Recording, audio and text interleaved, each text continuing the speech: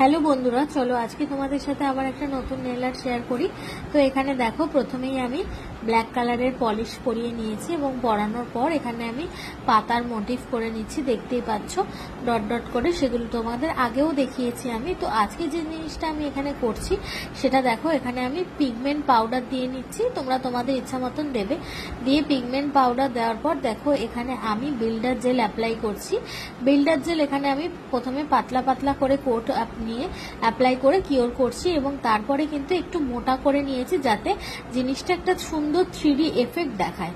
তারপরে দেখো এখানে আমি মিডিলে পাতার স্টোন দিয়ে নিয়েছি। এখানে টপ কোট দিয়ে আমি স্টোন বসিয়েছি এবং স্টোনটার চারিদিকটা যাতে দেখতে সুন্দর লাগে তাই জন্য কিন্তু ছোট ছোট গোল্ডেন বিডস বসিয়ে নিয়েছি।